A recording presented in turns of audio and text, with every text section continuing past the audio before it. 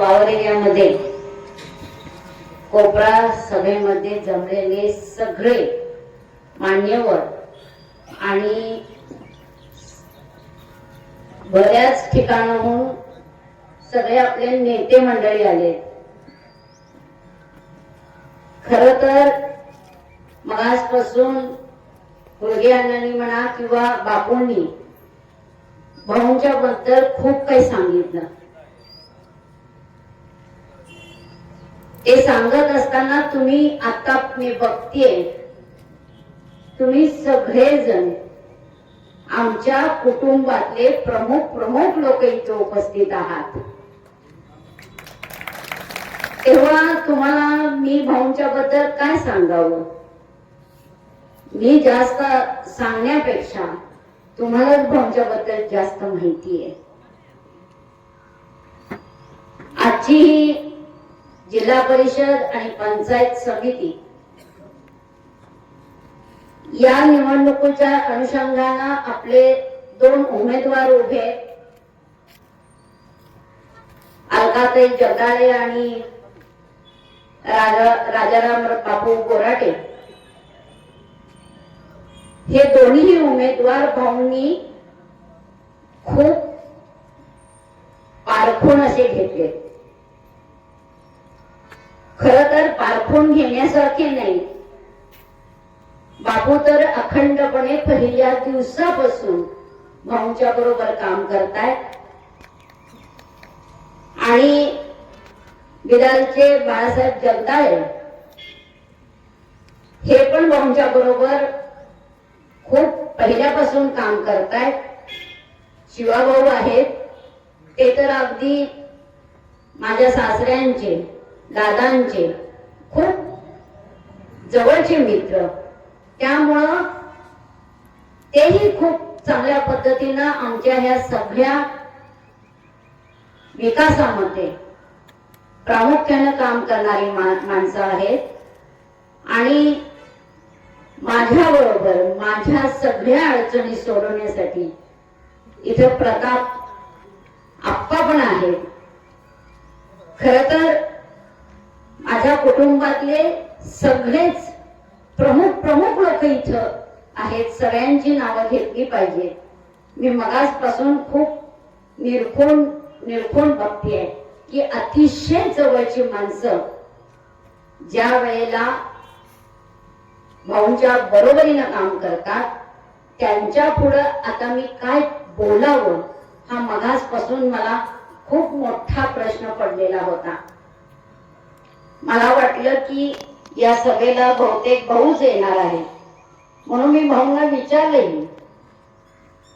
भाऊ म्हणले माझी सभेला येण्याची गरज नाही, सगळे ते आपल्याच कुटुंबातले माणसं आहेत, किती वेळा मी त्यांच्या समोर जाऊन बोलायचंय आणि नवीन काय बोलायचंय, तुम्ही तर सगळेच आपल्या ह्या सगळ्या कामाच्या संदर्भात पारखी झालेले आहात। त्याच्यामुळं मी नवीन काहीतरी सांगावं आणि ते वेगळं काहीतरी असावं असं काहीच नाहीये। फक्त मला एक तुम्हाला भेटण्याची, तुमच्या बरोबर बोलण्याची खूप मोठी संधी नेहमी मिळत असते, त्यातलीच ही एक संधी आहे। आज आपण वावर एरियामध्ये येण्याचा आम्ही घाट घातला। पहिल्यांदा मला वाटलं की रॅली आहे, रॅली काढताना पण मला भरपूर भीती वाटते बापू। सगळी रॅलीमध्ये घरात कोणच थांबत नाही आणि आम्ही आपल्या रस्त्याने रॅली काढतोय आणि मग सभेला येऊन बसतोय। अरे सगळेच तर भाऊंच्या बरोबर आहे, रॅली कशाला काढायची आहे? लोकांना समजण्यासाठी आमच्या पाठीमागं किती मोठी सगळी जनता आहे हे दाखवण्यासाठी रॅली असते। पण ती रॅली काढण्याची पण गरज कधी वाटायला नाही पाहिजे, कारण सगळेच हे खूप भाऊंच्या जवळचे, एकदम भाऊंच्या घरातील लोक असताना आपण तरीही ही एक प्रचाराची पद्धत म्हणून आपण ह्या सभेचं आज कार्यक्रम घेतला आणि त्याला मला येण्याचा हा योग आला. खर तर भाऊंसारखा एक नेता आपल्या ह्या तालुक्यात जन्माला यावं हे आपलं मोठं भाग्य. आणि अशा या भाग्य विधात्याच्या माग तुमच्यासारखी माणसं सगळी खंबीरपणे उभी आहे, ते आमचं भाग्य. खरंच मी जवळजवळ निवडणूक ज्यावेळेला जाहीर झाली किंवा त्याच्या आधीही पासून म्हणजे निवडणूक जाहीर होण्याच्या आधीच जवळजवळ 4 महिने मी या तालुक्यामध्ये उद्घाटनाची कामं घेतली. भाऊ मंत्री झाल्यापासून बरीचशी उद्घाटनं थांबलेली होती म्हणजे भाऊंना त्याचे काही पडलेलंच नाही. उद्घाटन करूनच मी काहीतरी माझं वर्चस्व दाखवावं अशी भाऊंची कधी भाऊंना गरजच वाटली नाही. फक्त त्यांचं मनामध्ये असं आहे की आपल्या मान तालुक्यातल्या खटाव तालुक्यातल्या लोकांचं गरजा भागवायच्या आहेत आणि त्यांना चांगल्या पद्धतीचं राहणीमान करण्यासाठी त्यांना ज्या ज्या गोष्टी उपयोगाच्या आहेत त्या त्यांना द्यायच्या आहेत. उद्घाटन हे काय खूप असं काहीच त्यांना वाटत नाही. असं ज्यावेळी लक्षात आलं त्यावेळेला मी असं म्हणलं की उद्घाटन घेतल्याशिवाय विरोधकाच्या मानगुटीवर बसता येत नाही. त्यांना असं वाटतं, बऱ्याच ठिकाणी मी गेल्यानंतर आम्हाला असं वाटायचं की ते लोक खोटेपणानं सांगायचे की हे आम्ही काम आणले, हे आमच्या फंडातनं झाले, आम्ही असं केलंय तसं केलंय, बऱ्याच काहीतरी गोष्टी करायच्या. भाऊ मी आणलेल्या पाण्याचं पूजनही विरोधकांनी केलं. तुम्ही फोटो पण कधी कधी बघितले असतील. हसू येत होतं मला खूप.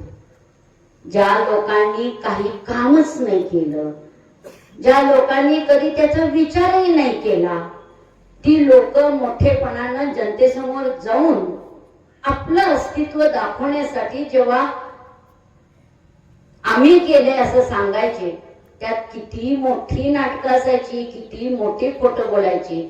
पण त्या लोकांना असं कळलं नाही, एक खोटं बोलताना 100 खोटी पचवावी लागतात. ती पचवण्याची क्षमता त्यांच्यामध्ये नाही. त्यामुळं ते नेहमीच उघडे पडत गेले. खर तर या तालुक्याला भाऊंनी राजकारण शिकवलं. याच्यापूर्वी कोणताही तुम्हाला माहितीये दगड जरी उभा केला तरी लोक निवडून आणत होते. पुन्हा कुणाला उभं केलं, ज्यांची क्षमता नव्हती त्यांना उभं केलं आणि लोकांना त्यांना मतदान केलं, ते निवडून गेले. काहीच न काम करता पदावरनं बाजूला पण झाले की त्यांना असं कधी वाटलंच नव्हतं की निवडणूक ही कशासाठी असते, एखादं पद कशासाठी घेतात, त्याच्या मागे हेतू काय असतो, लोकांना त्याचा काय उपयोग करून द्यावा, या गोष्टींची ज्यांना अजिबातच नॉलेज नसतं ती लोक उभा केली. आपण डोळे बंद करून त्यांना निवडून दिलं. पण जेव्हा तालुक्यामध्ये भाऊंचं आगमन झालं ना, तेव्हा भाऊंनी खरी निवडणूक तुम्हाला शिकवली. निवडणूक ही नुसतीच निवडून येण्यासाठी नसते, जनतेचं काम करण्यासाठी असते, जनतेची सेवा करण्यासाठी असते. नुसतं राजकारणासाठी राजकारण नसतं, समाजकारण करत करत राजकारण करावं लागतं. आणि जो मनुष्य समाजकारण करतो तोच राजकारणामध्ये टिकतो, हे आपल्याला सगळ्यांना माहिती आहे. ज्येष्ठ लोक पाणी बघत बघत बघत मोठे झाले. त्यांना असं वाटलं की आता काय आपल्या समोर आहे. या दुष्काळग्रस्त भागामध्ये राहताना त्यांनी बऱ्याच गोष्टींच्या सवयी लावून घेतलेल्या होत्या. रस्ते नव्हते, पाणी नव्हतं, शेती पिकत नव्हती, सगळी कुसळ होती. पण तशाही परिस्थितीमध्ये खंबीर राहणारा आमचा मानचा माणूस खूपच आज अभिमानानं असं राहतोय की माझ्या भावानं या तालुक्याला नेसवलेला हिरवागार शालू, एवढं सुंदर पाणी, एक विकासाचं पर्व, हे सगळे रस्ते, मंदिराला सभामंडप, नवीन नवीन शाळांची दुरुस्ती अशा विविध कामांना ज्या माणसानं रंगरूप दिलं, ज्या माणसांना जिवंत केलं, त्या माणसाच्या पाठीमागे राहताना आपण किती सज्ञानपणे राहिलं पाहिजे, हा खरं तर प्रत्येकानं विचार करण्याची गोष्ट आहे. पण विरोधाला विरोध करणारी माणसं तर अजून आहेतच आहेत. आणि ही मगाशी बापू म्हटले तसे आम्ही बिनविरोधच झाला असतो. प्रत्येक तालुक्यामध्ये पाणी आता इथं अखंडपणे वाहतंय. मी काल हिंगणीपर्यंत जाऊन आले, सगळं पाणी पाहून आले. प्रत्येक गावामध्ये जाताना त्या माणसांच्या डोळ्यावरचं जे समाधान, एवढं खुश राहणारी माणसं, ज्येष्ठ लोक तर आश्चर्य तुम्हाला सांगते, आमच्या पाया पडत होती. अहो कशासाठी? कारण त्यांनी आयुष्यामध्ये कधी पाणीच बघितलं नाही तालुक्याला. ते पाणी आपल्या तालुक्यात आलंय आणि ती खूप महत्वाची आणि मोठी गोष्ट आपल्या जयाभाऊनी करून दाखवली. खर तर जयाभाऊ अखंडपणे जवळजवळ 20 तास काम करतात. 20 तासातला प्रत्येक क्षण आणि क्षण या जनतेच्या विकासासाठी असतो. मी त्यांच्या त्या सर्व गोष्टींची साक्षीदार आहे. कोणत्याही गोष्टीची त्यांना तमा नाही. ना त्यांना घरचं काम आहे, ना मुलांचं काही फिकीर आहे, ना कुणाचंच नाही. घर ह्या प्रकारच त्यांना नाही. फक्त मान तालुक्यातली माणसं आणि माणसांचं एवढं व्यसन भावना आहे की माझी जनता जर नसेल तर मीच नाही. तर मग त्या राजकारणाचा उपयोगच काय किंवा त्या समाजकारणाचा उपयोग काय, असं धोरण घेऊन जो माणूस काम करतो, दिवस रात्र काम करतो, त्यांच्या समोरचं विजन तर तो तुम्ही विचारच न करण्यासारखं आहे. एवढं मोठं विजन आहे. आता आपल्या साईडनं पाणी जायला लागले, आता चालले पाणी. आता त्यांचं एक स्वप्न आहे, विजन आहे, प्रत्येक शेतीच्या बांधापर्यंत पाणी कसं पोहोचेल हा त्यांचा पूर्णपणे डोळ्यासमोर असलेला मुद्दा. ते या 2 वर्षात कंप्लीट पूर्ण करतील याची मला गॅरंटी आहे. खर तर सगळे रस्ते झाले, पाणी आलं. आता राहिलेत फक्त त्या 21 गावांच्या औंध गटातल्या पाण्याचा विषय राहिला. तेवढा तो सुद्धा या 2 वर्षात निकालात लागेल. आणि तेच जेव्हा पाणी येईल त्यावेळेला पाणी हा प्रश्नच आपल्या तालुक्याला राहणार नाही. आपला हा तालुका एखाद्या शहराला प्रतिस्पर्धा करणारा असेल, शहराशी स्पर्धा करणारा असेल, असं विजन घेऊन हा माणूस आपल्या तालुक्यात जन्माला आलाय. खरं बघायला गेलं तर आता एवढी मोठी कामं होणार आहे की MIDC सारखं सुंदर असं आपल्या तालुक्याला एक योगदान मिळाले. तेही भाऊंच्या रूपानंच मिळाले. भाऊंच्या कल्पनेतनं, भाऊंच्या धडपडीतनं, भाऊंच्या संघर्षातनं ही निर्माण झालेली MIDC आपल्याला काही दिवसात मिळणार आहे. भरपूर आता जमिनींचं अधिग्रहण झालेलं आहे आणि आता ती जवळजवळ ह्या 2 वर्षात कम्प्लिटली पूर्ण होईल. परवाच जवळजवळ 1000 कोटीचा निधी आपल्या आदरणीय मोदीजींनी दिलेला आहे आणि ते काम आता सुरू होईल. आणि आपल्या तालुक्यातले युवकांच्या हाताला एक सुंदर काम मिळणार आहे. मगाशी बापू म्हटले तसे शक्तीपीठासारखा एक सुंदर समृद्धी महामार्गासारखा रस्ता आपल्या तालुक्यातनं जाते. मग तर आपला तालुका खूपच चांगला असा होणार आहे. कारण सगळे महाराष्ट्रातले शक्तीपीठ जोडणारा नागपूर पासून गोव्यापर्यंत जाणारा रस्ता खर तर बाहेरून जाणार होता. ज्यावेळेला लक्षात आलं, सांगोल्यापासून पुढून असा इकडनं कागलकडे जाणार होता, पण भाऊंच्या ज्यावेळी लक्षात आलं त्यावेळेला आपल्या राज्याचे मुख्यमंत्री फडणवीस साहेबांच्या कानावर ही गोष्ट सांगितली आणि सांगितलं की आमच्या तालुक्यातलं शिखर शिंगणापूर हे एक सुंदर असं धार्मिक स्थळ आहे, ज्याला खूप मोठी सगळ्या अख्ख्या महाराष्ट्रातनं गर्दी होते. हे शिखर शिंगणापूर पण आमच्या त्या शक्तीपीठामध्ये सामील झालं पाहिजे. आणि त्याच्यामध्ये गोंदवलेकर महाराजांचं सुद्धा गाव त्याच्यामध्ये सामील झालं पाहिजे. ही 2 गावं ज्या वेळेला सामील होईल त्यावेळेला शिखर शिंगणापूरवरून, गोंदवल्यावरून, मायनीवरून थेट ज्योतिबाच्या पायथ्याशी तो रस्ता, खूप मोठा असा रस्ता, अगदी समृद्धी महामार्गापेक्षा सुद्धा मोठा रस्ता आपल्या तालुक्यातनं जाईल. बरेच लोक भाव मारत होते आम्ही हायवेला राहतो म्हणून. आता सांगा, आम्ही हायवेच्या हायवेला राहतो म्हणून. इतका सुंदर रस्ता होणार आहे. त्यावेळेला तर आपला मान तालुका खर तर भाऊनी आतापर्यंत माहित नसलेला, नकाशामध्ये कुणालाही माहित नसलेला असा हा तालुका, दुष्काळग्रस्त तालुका आज महाराष्ट्राच्या प्रमुख स्थानी नेऊन बसवलाय. पहिल्यांदा ह्या तालुक्याला एक मंत्रीपद मिळाले. मंत्रीपद केव्हा मिळतं हो? जेव्हा खूप माणूस काम करतो, जेव्हा सगळ्यांची खात्री होते की अतिशय जनतेला सावरणारा, सगळ्यांचं काम करणारा, सगळ्यांच्या अडचणी सोडवणारा आणि असा हा तालुका त्यांच्या मतीनं संपन्न करणारा ज्या वेळेला तालुका नजरेत येतो ना, त्याच तालुक्याचा माणसाची विचार होतो आणि त्या माणसाने आपल्या या भाग्य विधात्याला ते एक पद घेऊन आपलं खूपच मोठं भाग्य मोठं करून ठेवले.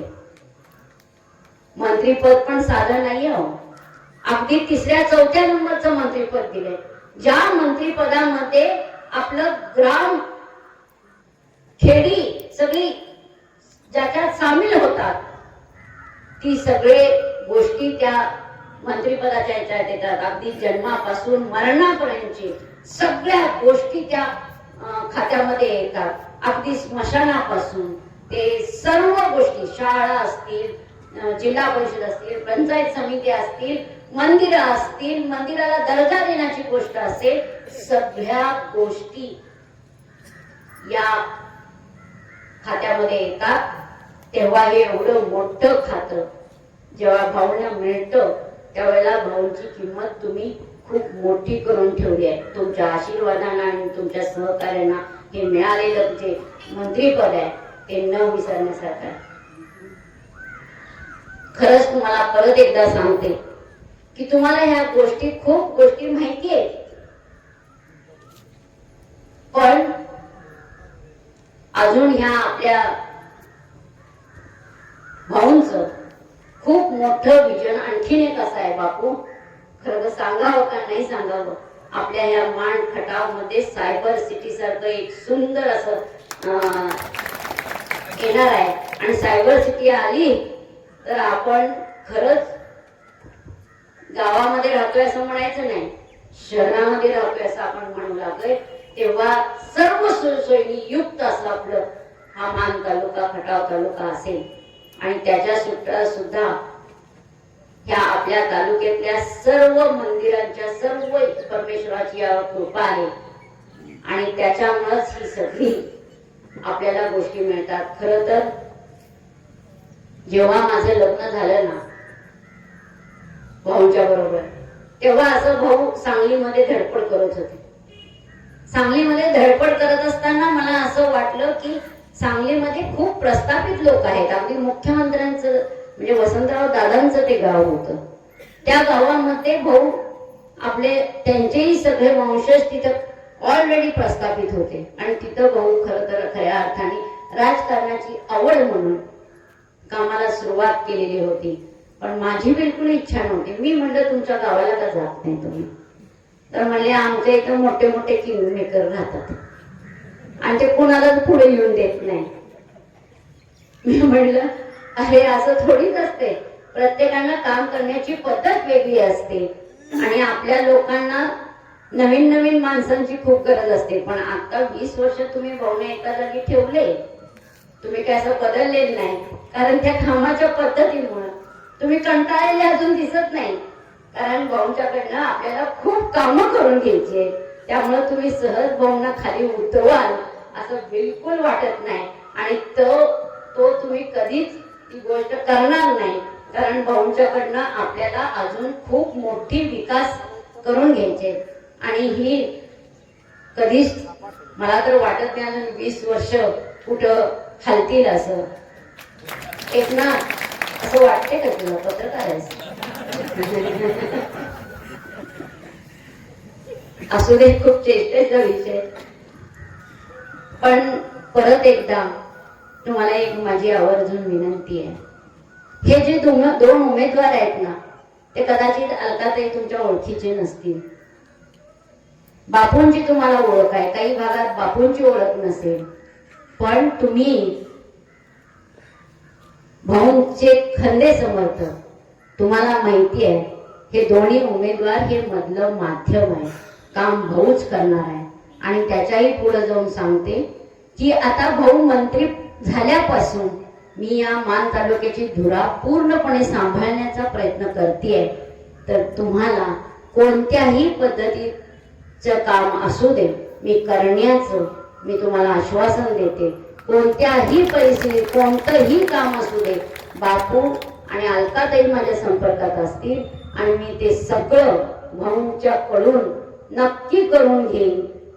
खर तर मला बरेच सारखे एकनाथ अधिकार मला नाही आहेत, बिन अधिकाराचा मी बिन पदाचा फुल्ल अधिकारी म्हणून काम करणार आहे.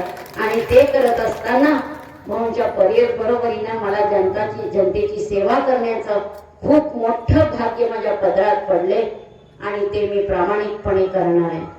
परत एकदा आपलं कमळ हे चिन्ह आहे. आपल्याला भाऊच्या पाठीशी आपल्या या राज्याचे मुख्यमंत्री आदरणीय फडणवीस साहेब खूप मदत करतात. भाऊ ह्या आपल्या तालुक्याचा विकास करण्यामध्ये त्यांचं पुरेपूर लक्ष असते. भाऊंच्या कडून पण बरंच महाराष्ट्रात काम केलं जाते. आज सोलापूर सारखं शहर भाऊंनी उभं केलं, जे की ज्या जिल्ह्यामध्ये बिलकुल आजपर्यंत चांगली कामं झाली नाही. तोही एक दुष्काळग्रस्त भाग होता, पण तिथेही भाऊ आता सध्या खूप क्षमतेनं काम करतायत. आपल्या तालुक्याला तर त्यांची क्षमता कळलेलीच आहे. पण हे सोलापूर असू दे, सातारा असू दे, धाराशिव असू दे, खूप छान पद्धतीनं भाऊंना प्रतिसाद मिळतोय. खूप साऱ्या ह्या सगळ्या गावातना आपल्या पक्षामध्ये इन्कमिंग झाले. सगळ्या दुसऱ्या पक्षातले लोक आपल्या पक्षामध्ये येण्यासाठी धडपड करतायत आणि त्यांना आपण घेतोय. माझी एक विनंती आहे तुम्हाला, जे जे नवीन लोक आपल्या पक्षात येण्यासाठी धडपड करतायत ना, त्यांना खूप आनंदानं स्वीकारा. कारण विरोधक खूप दिवस डोक्यावर घेऊन आपल्याला नाही राहता येत. विरोधक नसावाच, असावा. कोणत्या वेळेला फक्त थोडेच असावेत, आपला चुका दाखवण्यापुरते असावेत आणि त्याच्याशिवाय आपण निवडणूक तर कुणाच्या बरोबर लढणार. विरोधक नक्की असावेत, आपल्या चुकाच दाखवण्यासाठी फक्त असावेत. पण विरोधकांना सुद्धा जे कोणी भाऊच्या बरोबर येण्याची ज्यांची गरज वाटते त्यांना, त्या लोकांना आपण सामावून घेतलं पाहिजे. आणि त्यांच्या बरोबर आणि नवीन लोकांना पण मी आवाहन करेन की आमच्या जुन्या खंद्या कार्यकर्त्यांना सुद्धा थोडस सांभाळून थोडस सामावून घेतलं पाहिजे आपल्याला, अशी मी एक विनंती करते. परत एकदा आपले हे दोन उमेदवार आहेत, खूप चांगले उमेदवार आहेत आणि त्या उमेदवारांच्या माध्यमातून काम करण्याची आम्हाला संधी मिळणारच आहे. खरं तर हे दोन उमेदवार ज्यावेळेला भाऊंनी सांगितले त्याच वेळेला असं निश्चित झालं की हे विजयी झालेले उमेदवार आहेत. त्यामुळं आपल्याला कोणतीही चिंता करायची नाही, पण गाफील मात्र व्हायचं नाही. कारण विरोधकाला तेवढीच एक छोटीशी गोष्ट हवी असते की तुम्ही गाफील राहायला की संधी साधतात. तर तुम्हाला विनंती आहे माझी की आपण कोणत्याही परिस्थितीत गाफील न राहता, आपण खूप 2च दिवस राहिलेत आपल्याला प्रचाराचे आणि 7 तारखेला आपल्याला कमळाचं बटन दाबून एक चांगल्या प्रकारे कसं मतदान होईल. तुम्ही आता खूप जवळचे कार्यकर्ते आहात. आपल्या गावातल्या प्रत्येकानं, आपल्या गावातल्या ज्येष्ठ लोकांसहित, महिलांसहित सगळ्यांचं मतदान कसं जास्तीत जास्त करून घेता येईल एवढं तुमचं काम आहे, ते करावं अशी माझी विनंती आहे. जर आपण खरं तर जिल्हा परिषद आणि पंचायत समिती भाऊंच्या खात्यात येते तर आपल्या ह्या मान तालुक्याची शान कशी चांगली होईल याच्यासाठी तुम्ही प्रयत्न करायचा आहे. आणि भाऊंची मान ताट मानेनं भाऊ कसे महाराष्ट्राचं प्रतिनिधित्व करतील याची आपण खंत करायची आहे आणि त्याच्यासाठी तुम्ही खूप चांगल्या पद्धतीनं तुम्ही काम कराल असं मी जाहीर करते. खरं तर करणारच आहात. तरीही मी पण तुम्हाला आश्वासन देते, पाठीशी ठाम उभं राहून आपली सगळी राहिलेली गोष्टींची पूर्तता करण्यासाठी मी आपल्या समोर खंबीरपणे उभी राहील अशी मी आपल्याला आश्वासन देऊन थांबते. जय हिंद, जय महाराष्ट्र.